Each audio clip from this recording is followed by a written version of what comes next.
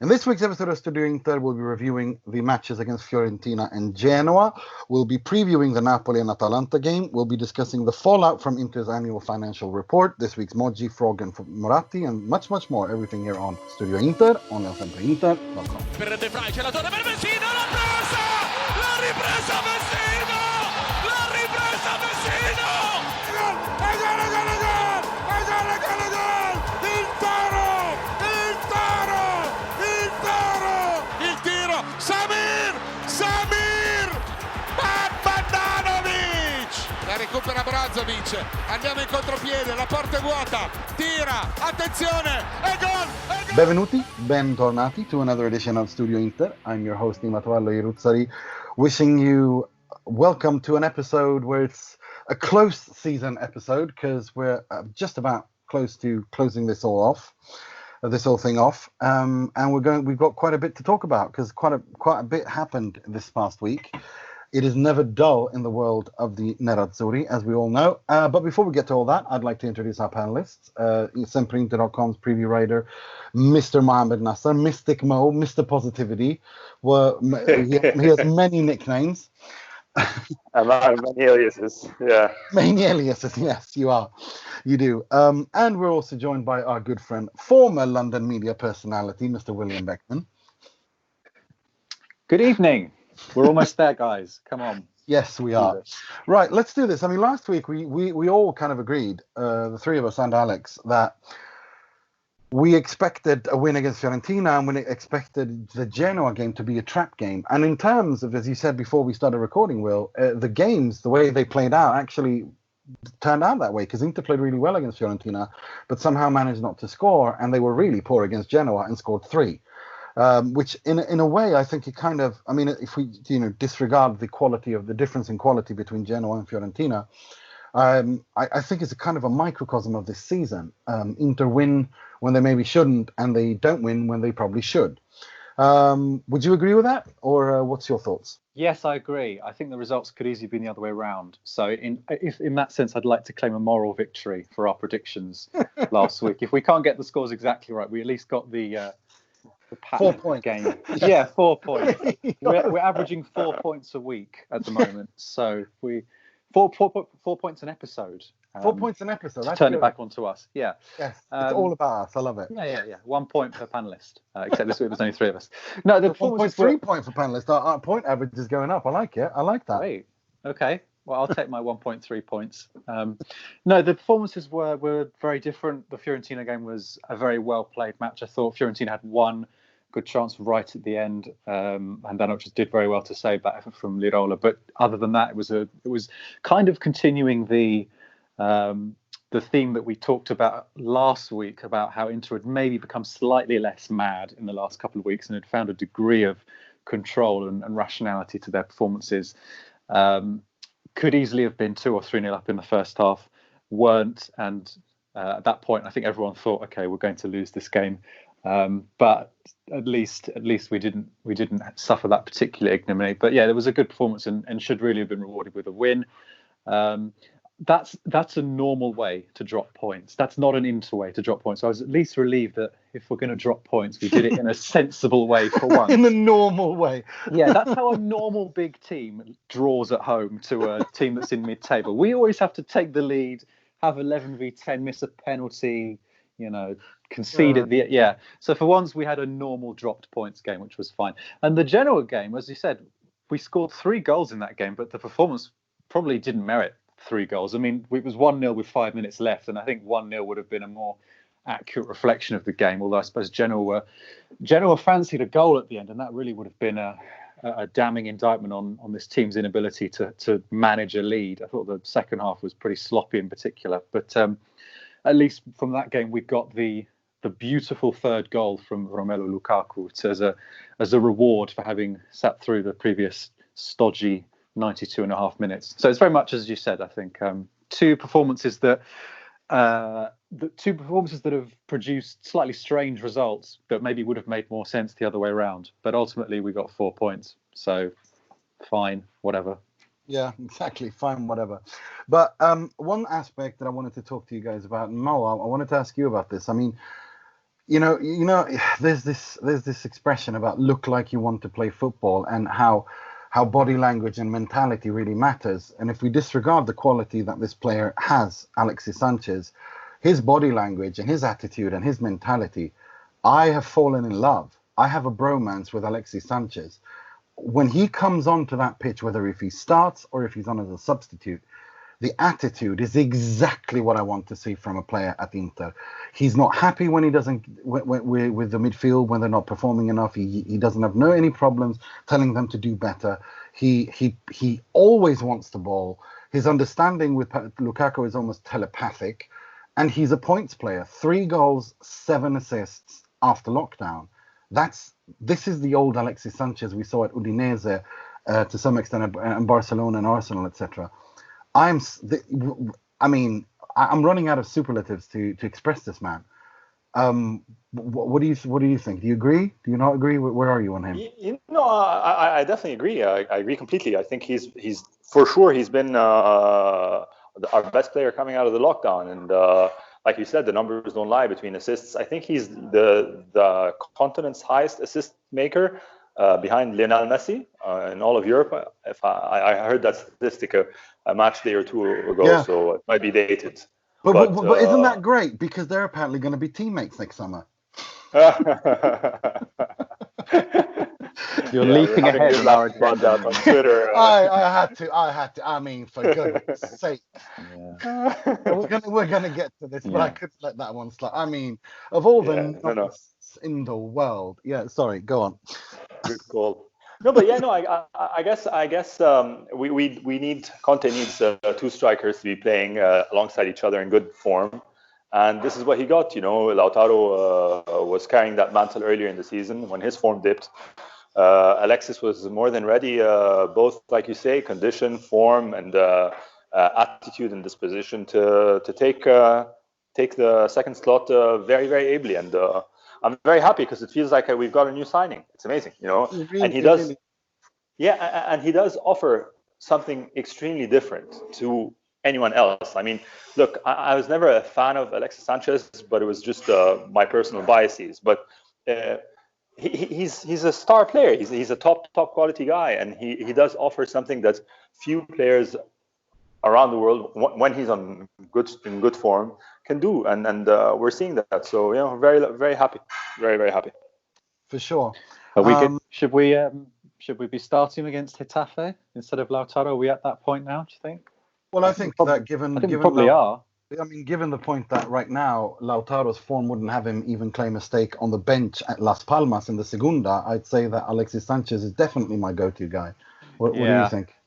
No, I agree. I mean, it's obviously a shame that at the moment the Getafe game is the final game that he's eligible to play for him. So we'll have to hope that Inter and Manchester United can agree some kind of good deal for him, because it would be a shame, just as he's got going, to say goodbye to him. 3 goals and 7 assists since the restart. Admittedly, the assist against Roma side, they've all come against teams that you'd have expected Inter to beat or to dominate. But even so, it's a much better improvement.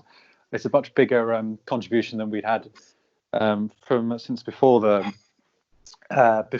lockdown came into force. So it's good to finally have a backup striker, although just as we've got the backup striker, one of the starting strikers has gone off form as well. So we've still only got 2 strikers, if you like. But Las Palmas in Segunda, a mid-table team in Segunda is how he's playing right now. I mean, it's a shame. It really is, and it's once again it's Barcelona who always do this. That they always destabilize a player at a club when they want him, and I'm sick of it. And it's not once. It's been like this for the past 30 years, and it's exhausting. Yeah. It just I don't understand how they're allowed to get away with this, and they always get away with it. And it's absolutely it's murder in broad daylight, and they get away with it. Yeah, well, I mean, if I was more malicious, and you know me, I'm not malicious at all. Than I think, but I would wonder if someone has been in his ear and said, "Just don't play very well for these last few games, and that's how it looks. Just drop that price tag." That's exactly how it looks, and I'm glad you brought it up. And I'm not saying that it is like that, but it is that's how it comes across, and it's really, really upsetting because that's what I mean about them getting away with it. They always do that. Just think about what they did with Coutinho at Liverpool. Just think about Fabregas. I mean, how how disrespectful was that to Arsenal when they, the way they did that? I mean, if they do this all the time, and I don't understand how they can get away with it. And they do, and they just always get away with it. And it's even, I'm not saying Real Madrid are angels, but they're better than Barca in this sense. Even, I mean, I remember Harry Redknapp having a good old whinge when he was at Spurs, and Modric, all of that. But I mean, that was still nothing compared to this. It's time and time again with Barcelona. It's exhausting. No, and people seem to be able to do good business with Real Madrid in both directions. It's Barca, like you say, it's a structural thing that's been done over and over again. And I don't know. Yeah, it seems like they're a club that likes to work in a vacuum and doesn't want to participate in any sort of two-way exchange of talent, of whatever it is. And when PSG come and buy an Neymar, I love that. They run. I love that. I mean, I'm certainly no fan of PSG and me neither. The Khalifis, I don't think they're doing the world football any justice, but it was very nice to see and very like shameless to see Barca crying, and going to Payback the is a bitch. Payback is a bitch, and God, that was delicious to see how PSG just gave them, the shoe was on the other foot, and it was so delicious to see them cry and whinge, and I enjoyed it thoroughly. So I don't want to talk about Barcelona. No. Let's move. But let's, there's an interesting stat I just came across. Not that it means that much because it doesn't change the overall analysis of our season. But the Genoa match yesterday was our 12th away win of the season, and the last time that happened was the 2006-07 season with the post-Calciopoli year with Mancini. So that's the only other time that we've managed 12 away wins in a season. So not bad, best in the league, but too many draws at home.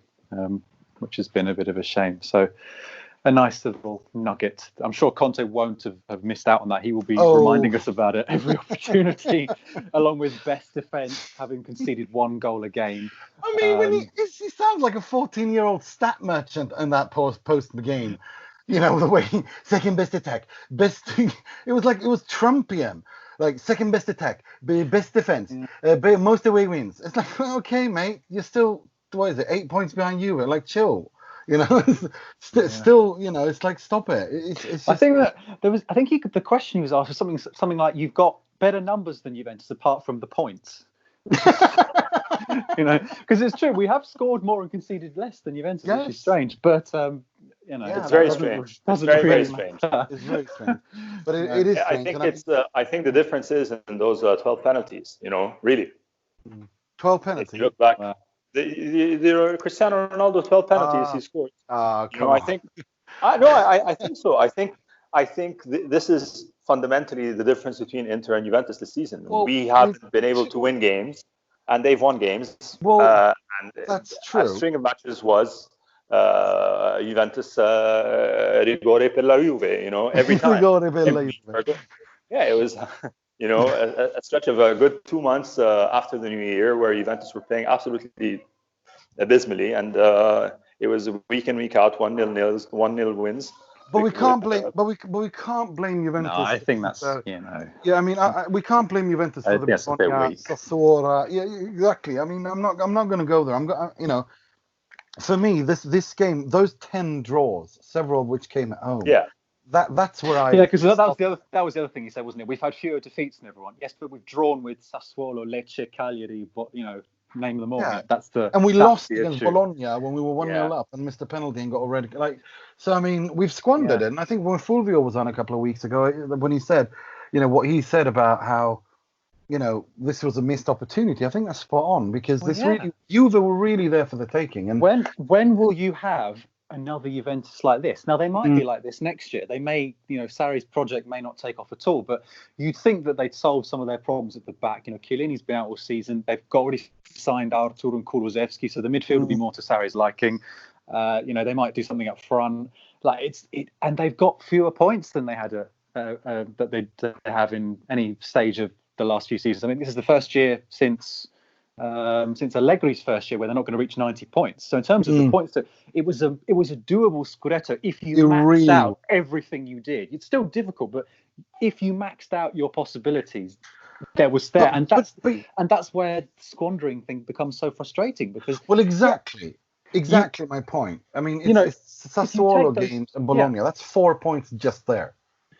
If you take it's 5 points. Sorry, it's 5. Yeah, exactly. Yeah. Sorry, 5. Yeah. So and that's why it's kind of difficult to completely swallow everything he says. I mean, it's true that there have been improvements, but number one, you'd expect improvements given what was done last summer. One, hiring Conte and giving him all that money, and two, with the signings that were made. But when you see 22 points lost from winning positions. Now admittedly Juventus have lost a lot of points as well from winning positions, which I didn't realize until the other day. But I mean, let's focus on us first.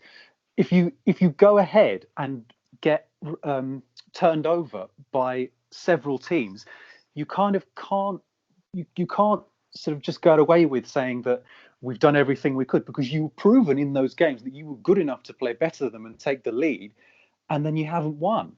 So there is a sense of unfulfilled potential, even with the injuries, even with the calendar that's been very tricky the last few days, even with whatever you want, injuries or like bad decisions.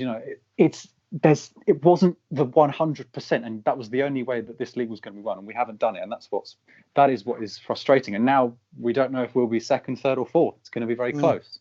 It's going to be very close, especially with Lazio finding their form again and completely destroying Hellas Verona as we speak, leading 4-1. But so I think it's going to go down to the wire, and Inter have their workout cut out for them against Napoli and Atalanta.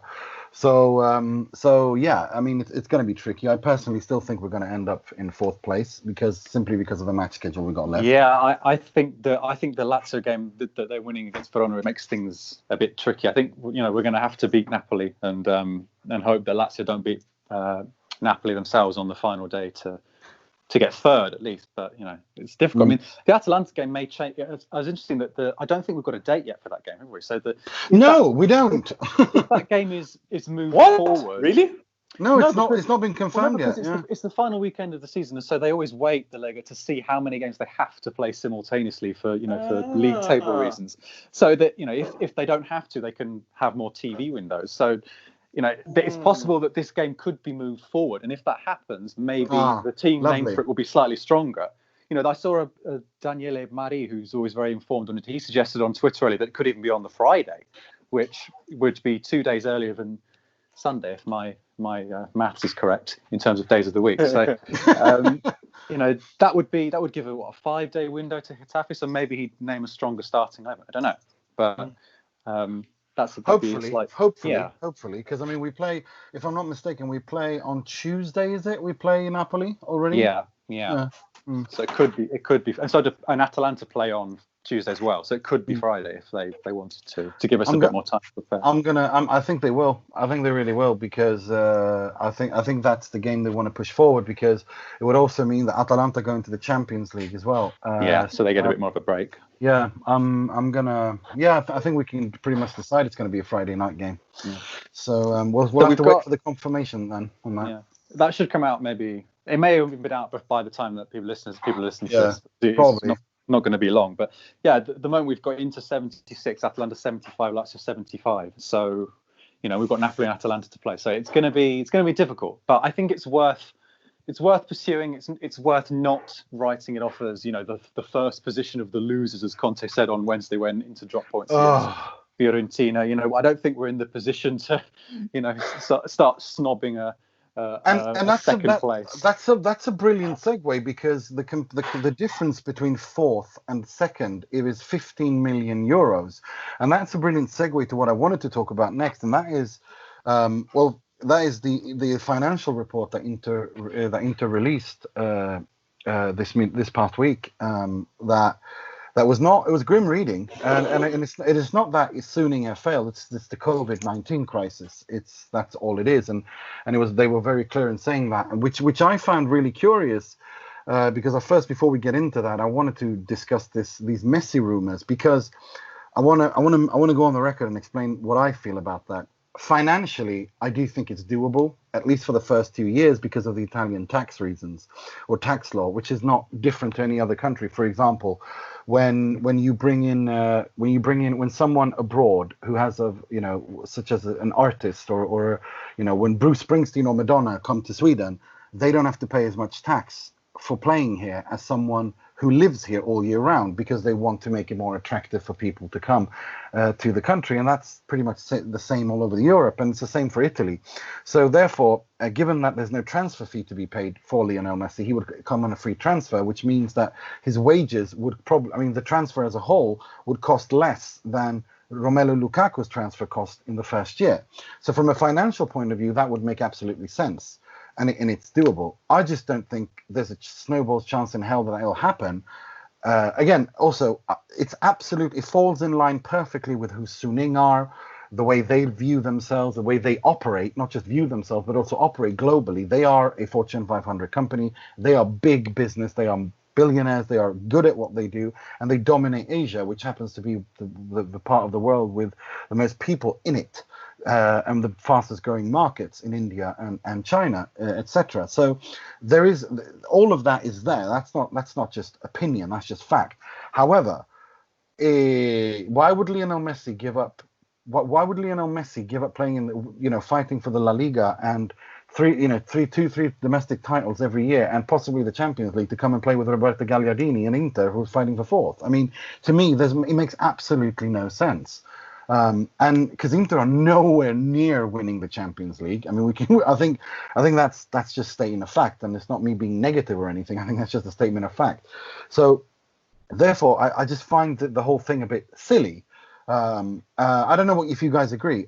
Mo, what's your thoughts on this? I know that you don't want it to, but because we don't want that cult anywhere near our club. But I mean, just based on what I've said, what's your thoughts on that? Yeah, no, I agree. There's definitely a scenario where Suning could this could be their their BDE signing to show the world the transformational signing for the club, to really announce the Inter's arrival as a return as a European giant.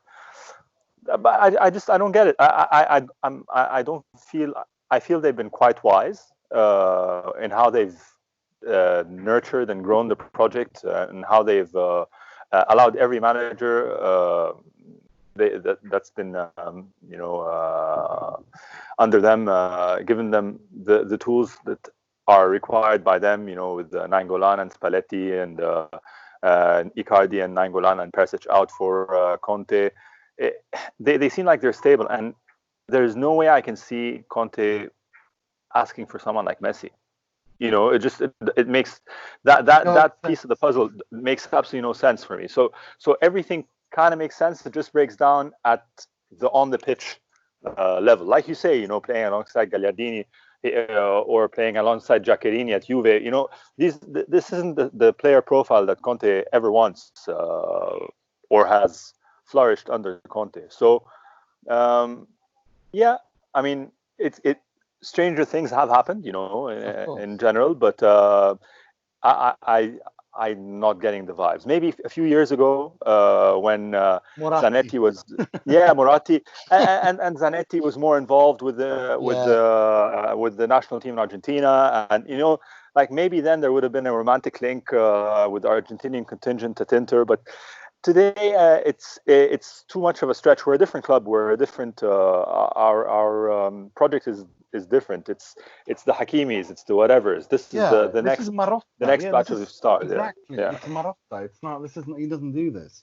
This is where we're going to make our name with these young guys.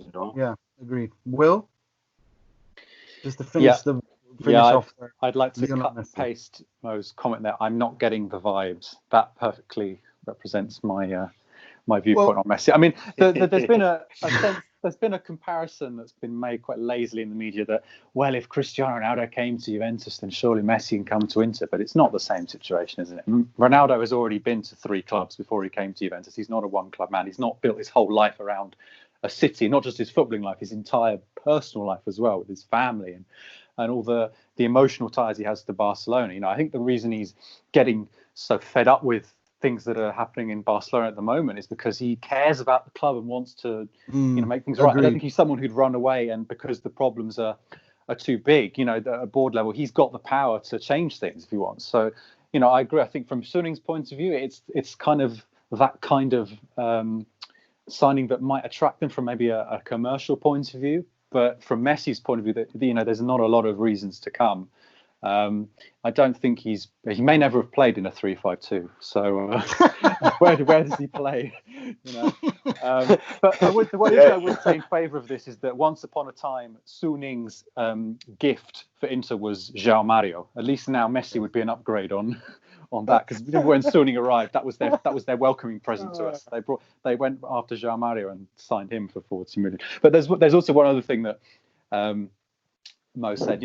I can't imagine Conte having asked for Messi, and it wouldn't be a Conte request, would it? It'd be almost like a sort of turbocharged version of the Eriksen deal, which the club find a player that's available and signable, and they get him, and then they say, right, go on, then you sort it out, you find a place to put him in the team. And Messi would never accept that. No, exactly. This isn't some, this is Lionel Messi. He's not gonna, he's not gonna just pack up and leave and hope for the best. Like, he's not. That's not how he works. It's a nothing. It's just a Tronchetti Provera, dream that comes up every couple of years. He's been crying for Messi for years. Yes, he has. And as much as I love Pirelli on the Inter shirt, and I think it's part of it, and I'm going to cry when they leave, but yeah, I'm let's just say that as much as I love the Morattis, I'm glad they're not running the club anymore when we've had Suning, because I think they're spot on in how they do. And although Massimo Moratti gave me the greatest joy in my life as an Inter fan on the 22nd of May 2010, it was time to move on, and I think he realised that, and I'm glad the world's moved on. Right, and speaking of moving on, that financial report, let's get into it, because it did contain some really disturbing stuff. Let's start with the positive things. The fact that Inter, I'm going to read from the report. It says, although Inter did not recognise matchday revenue for the matches not played during the COVID-19 lockdown, Inter's matchday revenue increased by 9 million to 48.8 million for the 9 months ending in March 31st, 2020, from 39.7 million for the 9 months ended in March 31st, 2019. That's excellent, and that just goes to show that this club is moving forward. But the thing that really, really bothered me is when they talk about the part where they talk about how Inter are going to need to sell players. It's going to be a mercato autofinanziato, as the Italians say. It's going to be a mercato that we need to sell players to buy players, and they pretty much say that in so many words. And I'm keen to hear what you guys think. I'm going to ask you, Will. What's your main takeaway from this? Well, the headline is that Inter's revenue overall has what is it? Is it? Sorry, I've just lost the number. The overall revenue has gone down by 30 million, but the overall cost of maintaining the squad has gone up by 70. So you do the maths. There's an imbalance there that's going to have to be compromised. Going to have to be accounted for somehow. They didn't say we will be selling players to keep our books in order, but they did say that it's an opportunity that may have to be used because they're very valuable assets. So it wasn't as if we're being told exactly what's going to happen, but I think first of all it just sort of kills the Messi rumours because I don't think it's going to be. It's a little bit strange that in the week that nothing bad that doesn't bring anything good with it, right? yeah, of course. So that's going to be that's not going to happen. But look, we've already signed Hakimi, and there are several other fairly expensive objectives that are being pursued, but they haven't been sealed yet. There are Inter fans getting antsy about the fact that Tonali has not been signed. There is Lautaro who might go. Don't say Tonali to me before I have a nuclear meltdown, because if he goes to Milan, I'm on suicide. Well, Like, it's not as if Milan have a massive budget either to spend. So we'll see what happens with that one. But I think in the short term, it means that if Inter really want to go big in this transfer market, they'll probably have to sacrifice one of their key players, which they've never done in the past. You know, the last few years have been dominated by keeping the big players and creating and balancing the books by selling off youngsters. You know, that trick might not work this year if Conte really wants to push for the league next season. And there's nothing wrong with selling your big players. You know, Juventus have done it throughout their dominant period. You know, the big clubs normally are able to absorb big sales, and as long as they have a clear vision about how they want to spend the money. So I don't think it's a problem. But you know, there are names that are being linked, you know, with like Lautaro and Brozovic, Skriniar. Eriksen obviously is a discussion. So I just think, you know, often they're dismissed because Inter have never done that in the past, and we've always tried to find other ways of creating funds. But maybe this year will be the summer where one of those happens. We'll have to wait and see. I'm gonna read the exact quote. One of the primary liquidity needs stems from the payment of transfer fees for the acquisition of player registrations. Transfer windows for acquiring and disposing of players occur in January and summer, and in the summer. During these periods, Inter may require additional cash to meet its acquisition needs for new players, and it may generate additional cash through the sale of existing players. Now that's very carefully worded. But it does sound a little bit like, you know, we're going to cash in. And they also add, this is the part that kind of got me a little bit as well. And it's this part that it says that Inter's, let me just bring it up exactly. It's pretty much the part where they talk about the match day revenue being you know, that they need to make up for that. There we go. Together with the absence of matchday revenue positively affecting its overall working capital, could require Inter to sell existing players, which in turn could further adversely impact its result of operations, financial condition, and cash flow. That's the sentence that scared me. That really scares me. Lack of working capital and required to sell existing players. That scares me. Yeah, the cash flow situation at a lot of clubs has been brought into light by this pandemic. And I was surprised that, you know, you think about how much money goes in and out of football clubs, that, you know, it didn't take long before you were hearing all these scare stories about, you know, lack of cash flow especially from clubs in the Premier League. And it's, you know, once one source of revenue stops, it doesn't take a lot of time for the whole sort of dominoes to start falling and for things to start sort of spiraling out of control. So, you know, it's something that's going to affect every club. I mean, we're not the only club that's gone through in the last few months. But I want to make this absolutely clear. This is not an Inter problem. This is a world problem. This impacts everyone. So it's not Inter haven't done anything wrong here. They were actually going to do an absolutely brilliant year before the pandemic happened. So just to make that absolutely clear. Yeah, absolutely. Obviously, if we're talking about costs and the one thing that also is bear in mind is that in theory, Inter have to buy Stefano Sensi this summer. So that's an extra bit of money that's going to be spent unless they can find a way to get out of the one if indeed they want to. So there's there could be costs from previous years that they have to be caught up with as well. So, you know, it's not as if we can go out and just spend whatever we want. We may have to buy players from Sassuolo and Cagliari and you know what? I don't mind if we buy. I don't care if we buy players from Brescia, just as long as the right player from Brescia. I don't want to sign, you know, Spalek or you know, Papetti or one of those. There's only one player that should be in the Brescia trolley. Mo, I want to hear your thoughts on this. Where are you on this? Like, did you? I mean, what is your take on this whole financial thing? Do you think we're going to sell Skriniar or Brozovic? Because I'm kind of resigned to the fact that either Skriniar or Brozovic is being sold this summer. So look, I'll tie it all back down to what we spoke about earlier, in the sense that this is now a well-run club. It's a world-class modern footballing management structure that's been created by Suning and by Marotta at multi-tiered levels. So for me, this is, you know, if the COVID pandemic lockdown blah blah thing had happened under the Moratti years, then would be cause for real concern. Wow. Because you never know. I mean, or even Tahir. Tahir is a very easy target because of the nature of his years. But I'm very grateful to the guy because we are where we are today because of the transition, and the transition had to happen. It was always going to be painful.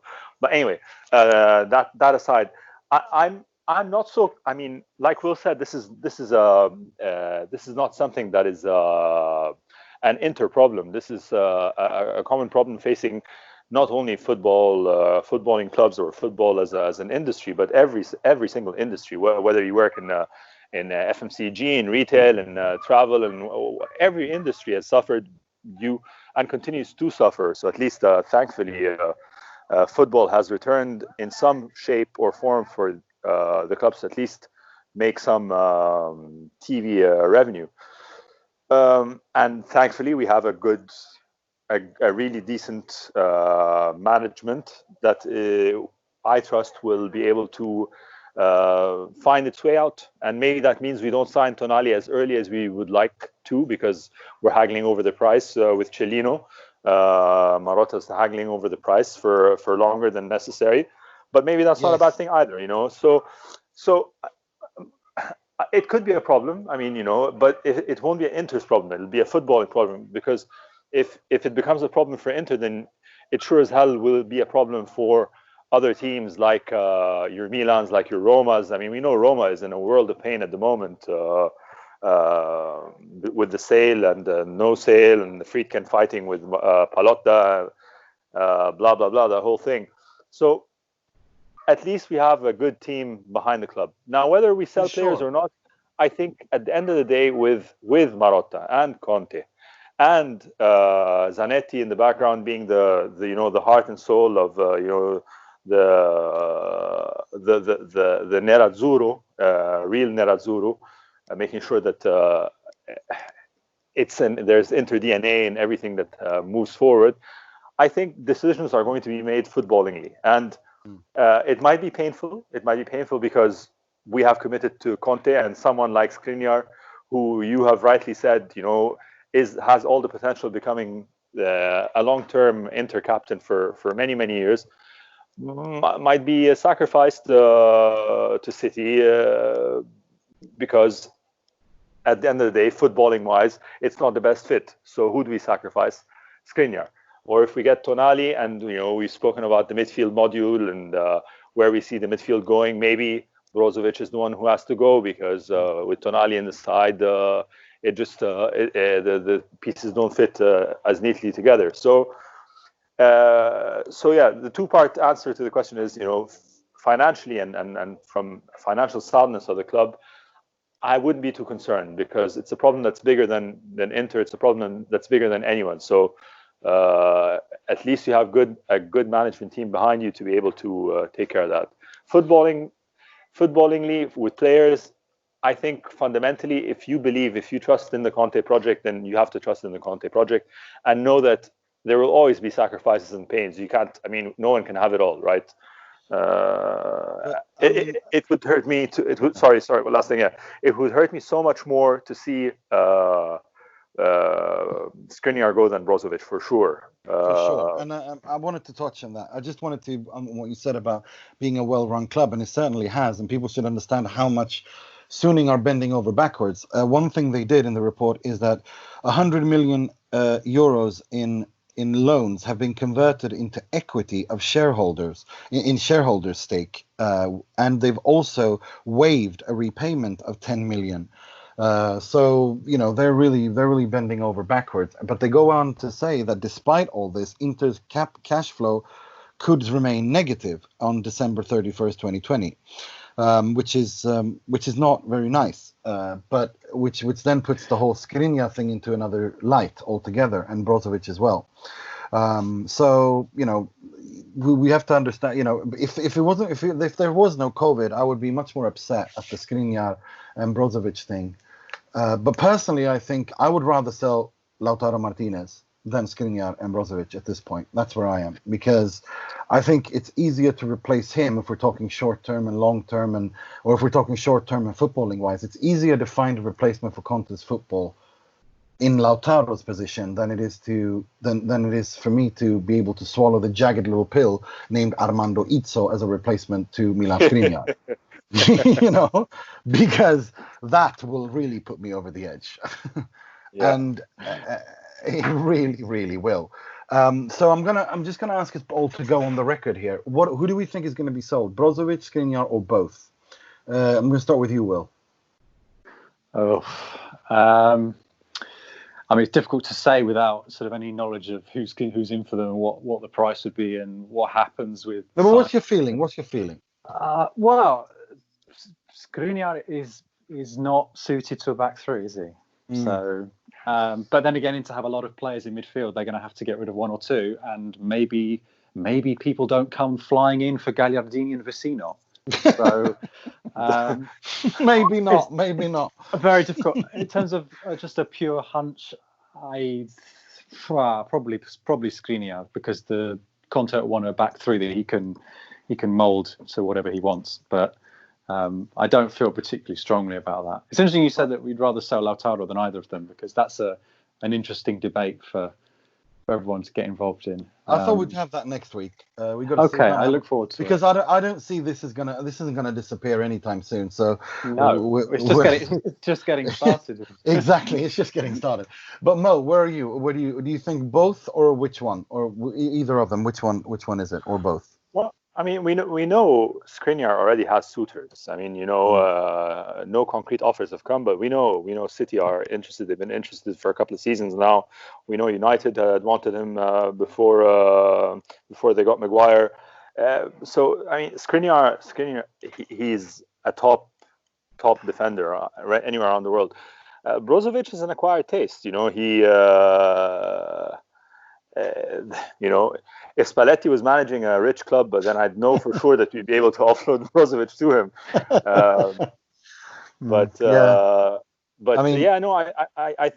I think if I were to have to choose one, like Will said, with no further information or no real inside knowledge on the issue, I'd probably say that Skriniar would give us the higher return, and I think both of them now are pretty much fully paid for, fully paid for and amortized. So full capital gains on the books. So I would imagine Skriniar would definitely be a bigger. So based on what Luciano Spalletti posted on social media, we can say that Brozovic is his pet duck named Snow White. For those who haven't seen it, it's absolutely brilliant. It's Luciano Spalletti in the morning feeding his pet duck, who he calls Snow White, cookies for breakfast. Nothing to see here. Move it along. I just want to say my hunch is both can go. I think both are going to be sacrificed because basically based on Lautaro stays. Yes, I think Lautaro's going to stay because I think Inter made it absolutely clear that they see that as a prestige signing, and the little toddler in charge will throw a hissy fit of biblical proportions if Lautaro leaves. So I think just because of that, to keep him happy, they're going to offload those two, which to me makes no sense because I wanted to touch on this as well. I don't understand why he doesn't play Milan Skriniar centrally in that back three. Stefan de Vrij clearly has done a brilliant job, but when he's injured and he plays Ranocchia there is no way you can tell me that Andrea Ranocchia is better with the ball at his feet or has better technique or has better passing than Milan Skriniar. It's just so counterintuitive because Barcelona have been wanting him, Pep Guardiola has wanted him, and both of those teams are notoriously known for choosing players who are bad with the ball at their feet and poor technique. Like that, there's no logic in that. So I would have loved to have seen Skriniar play in the middle of that defense. I think he would do really, really well there. But Conte doesn't see it that way. And at the end of the day, it seems that he's the one who decides. He is the one who decides, and that's the painful sacrifice we have to deal with. Personally, I'd rather see Lautaro leave because I think he's more easily replaced. Inter have there's a problem at the moment. We don't know if we're going to keep Sanchez. We don't know if we're going to keep Lautaro, and we already need a striker anyway because Esposito is the fourth striker. So at that point, you have to redo the entire attack in one summer. That's not hard because. Do you really? Again, it's not. Pierre-Emerick Aubameyang from Arsenal can be bought for £30 million because he's got 1 year left. You pay that. You pay 20 million to United. That's 50 million. That's half of what you get for Lautaro Martinez. You know what I mean? Like, well, it sounds good. I mean, it really. I mean, do you know what I mean? Like, that's how I look at it. To me, it's bad business as well. Yeah, but remember, this is a short transfer window as well. So there's a lot of pieces that have to fall into place for that to happen. And especially if you're holding out for a good offer from Barcelona for Lautaro, it's not. If that's the plan, then you've got to sell him now. You've got to sell him next week. Because you can't chance the fact that maybe Aubameyang changes his mind or United decide actually we want to keep Sanchez. It's a lot of trading. So it is. That's the risk. But as far as Skriniar is concerned, I think I made a good point about him bringing a bigger transfer fee. I think if that's one thing that I would say with a bit more confidence is that if you're going to sell one of them, you're likely to get more for Skriniar because I don't know. I was watching the sort of post-match reactions today after the Premier League season ended here in the UK, and everyone wants centre backs. Chelsea want a centre back, Man United want a centre back, Arsenal need a centre back. They're always in demand. How Koulibaly is linked to the Premier League every summer. Barcelona want a defender, so there's a lot of demand for him. But you see, that's what I mean. That's the reason why I would also sell Lautaro, because you can get a bigger transfer fee for him. You'd have to sell both Brozovic and Skriniar to make the same that you would for getting Lautaro. Do you know what I mean? Like that, to me, it's just from exactly. Because I mean, Lautaro is, the 111 million euros. Inter won't back from that, and they have their right not to. They're absolutely right not to. Because he's young. You can resell that, Yeah, and we've got to stay firm for this right price because if we've got problems. Barcelona haven't got a lira at the moment. They've been trying every sort of creative offer in the book in the hope that Inter will read it wrong and sign up to something by mistake that they don't really appreciate. It really is like that, isn't it? What about Firpo is valued 4? Sorry, it's valued 40. We missed a 0 off the contract. Sorry, you're actually going to have to pay 40. The fax machine was broken, and see what happened was. The fax machine was broken, and the sun was in my eyes, and it really is like that, and it really is, and it's becoming like, and they're just sending it back, going, no, do it again. Yeah. They are desperate. They are desperate. Yeah. Messi wants him. There's so much they've gone on record so many times in the last few months. Luis Suarez, Messi, Rakitic, I think, has spoken about him. Everyone is just. He's the player that everyone assumes will be signed, but at no point have they made a sort of a respectable offer. So if they're going to sign him and he's decided he wants to join, then fine, but at least make a proper offer for him. Don't turn up with a couple of euros and a couple of fullbacks you don't want, and don't come with a €10 note to a €100 restaurant. Is basically what we're a €100 restaurant. We're a €100 restaurant. Conte made it big time.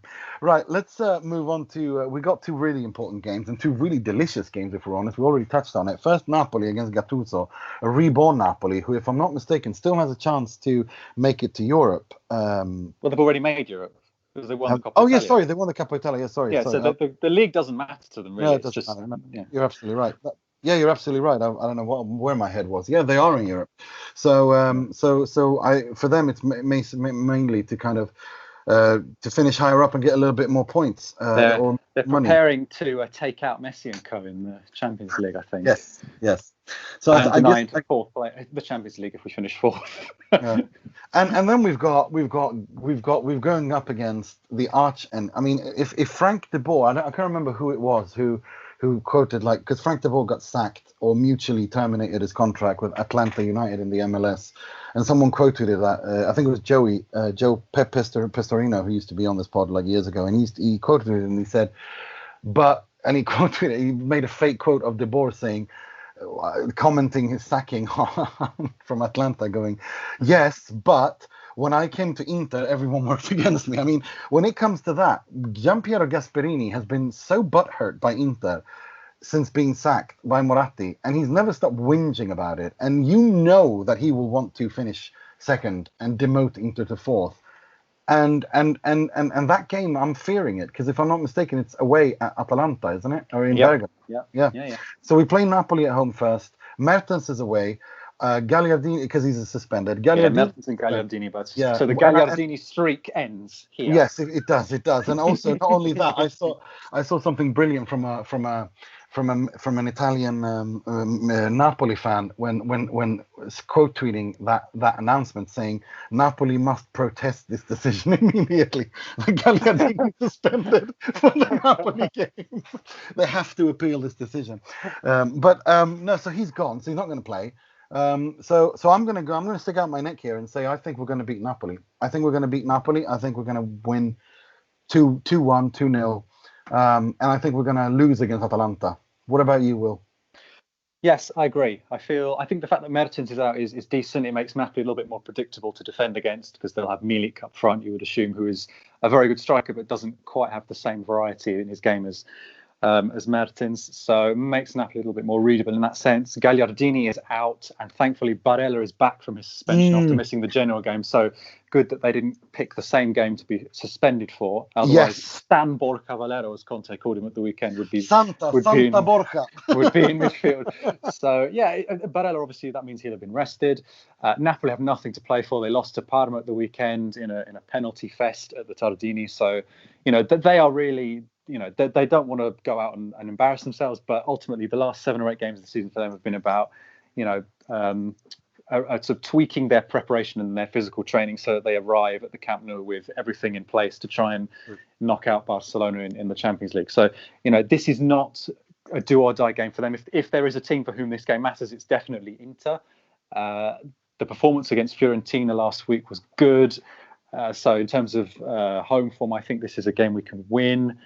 The Atalanta game is nasty, as we said earlier in the show. If this game is moved forward a little, that would make me slightly more optimistic in terms of the amount of weight that we place on it.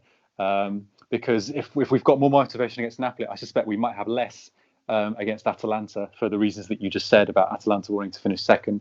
Because even leaving aside Gasperini, finishing second for them would be ridiculous. So it would be they've already broken their points record. So to finish second behind Juventus would be extraordinary. I do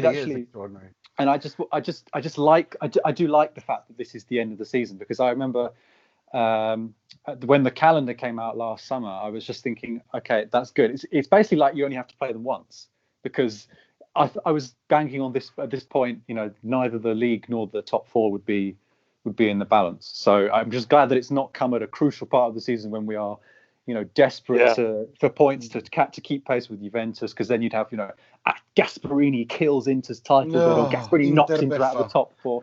So I'm not too displeased that it's come right at the end.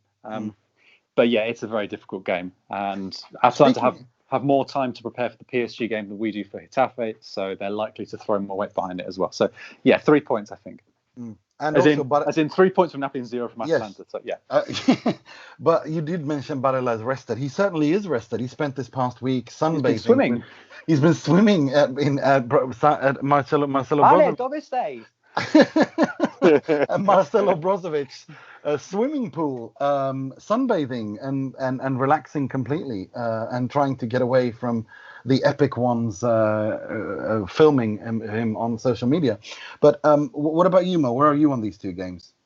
4 points. 4 points. Why break a streak? Yes. Okay. Why break the average? Yes. Yeah, because we get to Will's 80 points. We get to what we on 70? Yes, we do 76. Yes. Okay, yeah, okay. Yeah, it's a nice cap to the season. So you get to Will's 80 points. We get to be within less than 10 points from Juve. So that's another Will. I believe that was the other. It was. Yeah, that was just an improvement on a decade ago that I made those. Those sort of wishes. But yeah, it'd be nice. My predictions are all just made to please you and make sure that your wishes are. No, but I think like you guys, I think, but it's funny because every time we say 2 matches, this is the one that we're gonna have a problem with. It turns out being the opposites, and we're but I still think this week. Come on, give us some credit. Yeah, I still think I think I'd screwed it up earlier myself in the Roma match week when we played Roma and we drew with Roma. Anyway, I can't remember. So all the matches are Muddled up, yeah, in his head. yeah. No, yeah. It's all fuzzy now. But anyway, Calendario è folle. The calendar is mad. You can't. You know, this is Conte's point. You can't tell a match week from another one. Madness. Vero, è vero. Allora, 3 points against Napoli. I think for all the reasons you guys said, Napoli's motivations, and then I think crucially the midfield finally being the strongest midfield, all in good form at the same time. So I think this is it's the first time that we're going to see them, Eriksson or Valero, whoever, but Eriksson and Valero with Barella and Brozovic. It's good stuff. And then I don't think we're going to lose to Atalanta. I think Atalanta have been slowly losing steam. You know, it's been 2 matches or 3 matches in a row. They haven't beaten anyone 6-something. So it's no, but they've only scored 1 goal in each of their last 3 games. Yeah, so. yeah, 2 draws and a win. So they're going for. They are going for 100 goals. They need 4 goals from their last 2 games to get 100. So that'll be another thing for Gasperini to laugh about if he gets that against Inter. Let them score the 4 goals against who they play first? I can't remember. Parma, yeah. Let them get that. No, I think we're going to draw against Atalanta. I think we're going to draw, and maybe Lazio leapfrog us that day to finish second and we finish third. Well, Lazio at home to Brescia and then they're away at Napoli themselves. So, So they've got a tough game at the end as well. 4 points might be enough. Yeah, I think I've had this feeling of the second place in mind. I don't know, like just a feeling. Yeah, I think Mystic Mo. Yeah. Mystic Mo. That's good. That's good enough for me. I mean, it all comes down to what happens against Napoli. If we do win against Napoli, then it's really, really good stuff. For me, that's a lovely season. Should we predict where we're going to finish? We'll just put our next one. Okay, so I think we'll be 4th because I do think we'll lose in Bergamo. So I'll try and tempt fate by saying 4th. Yeah, no, I think 4th as well. I think 4th on 79 points because I think we'll beat Napoli. Probably. Yeah.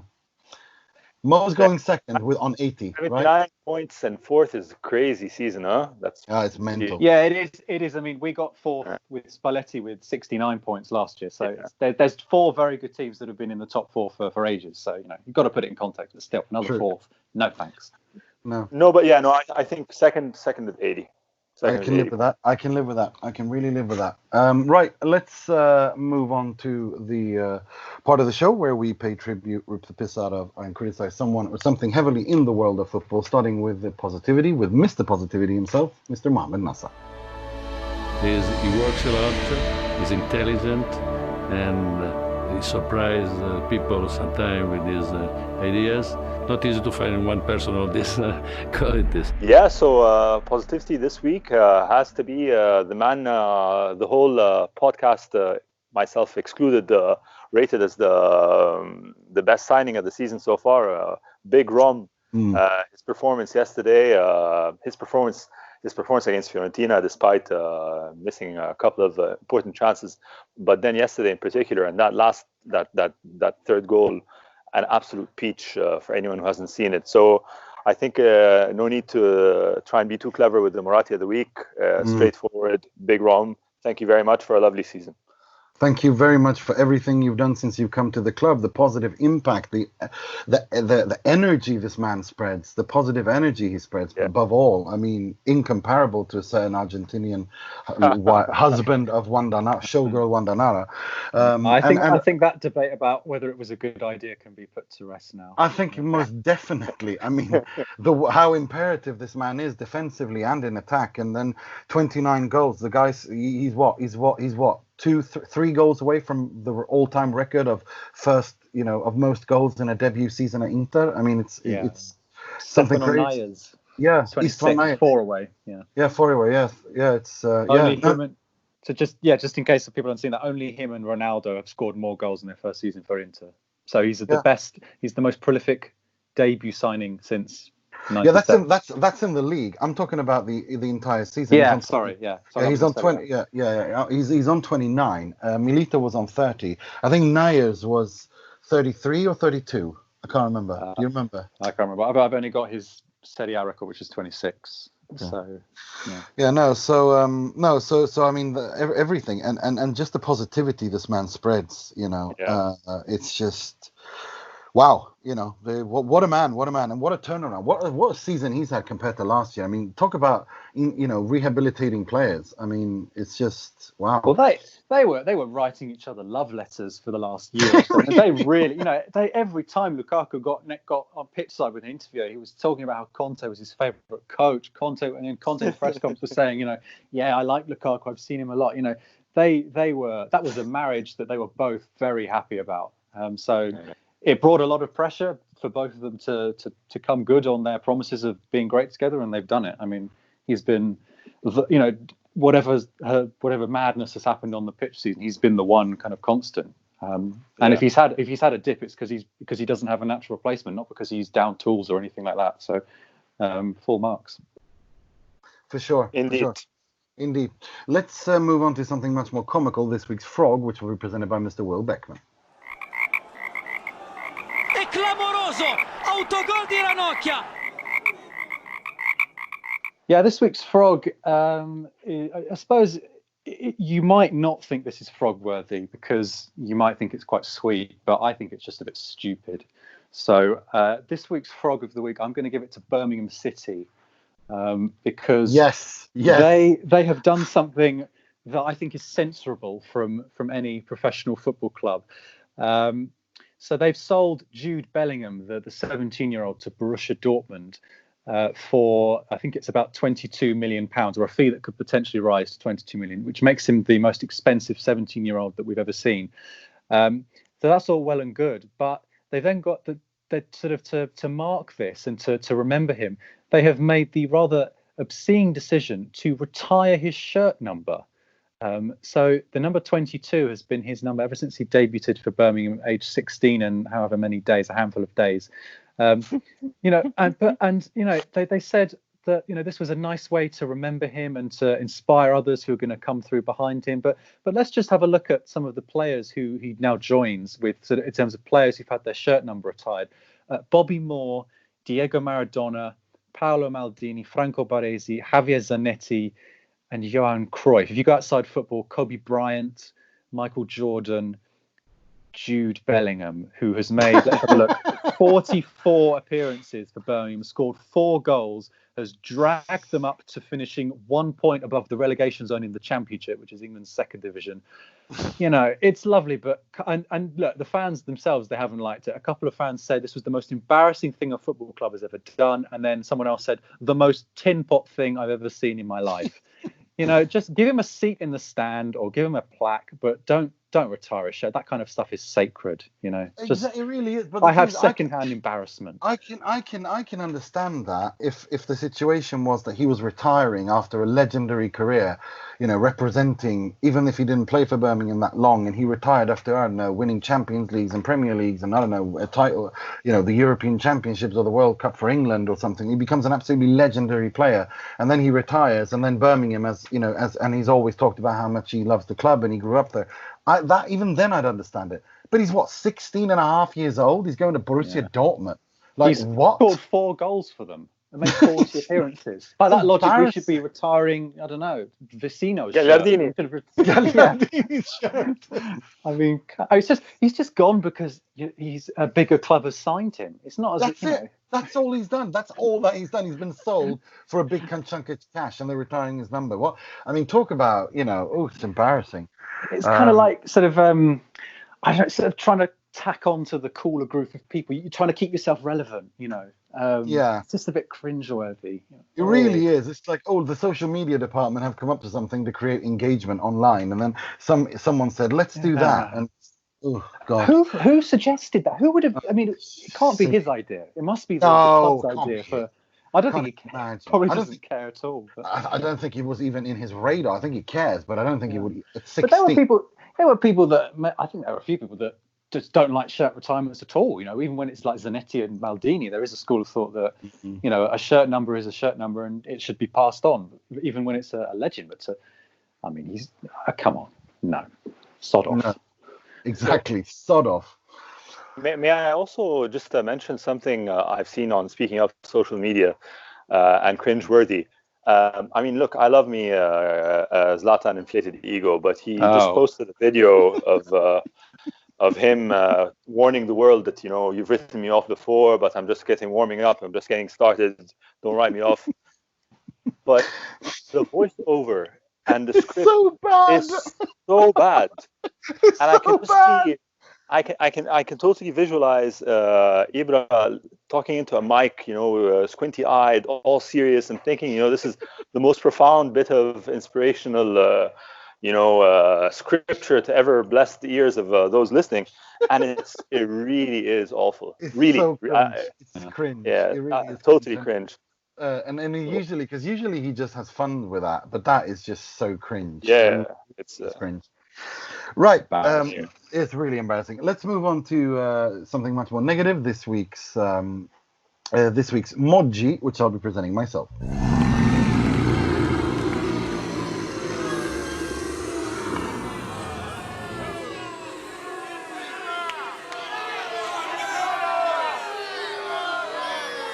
So I think that I like the idea of the VAR, the video assistant referee system, because I think it does a lot of good. It corrects a lot of wrongs, and it did correct a lot of wrong in the game in the Serie A at the Stadio San Paolo between Napoli and Sassuolo, where Sassuolo scored 4 goals that were all correctly deemed as offside.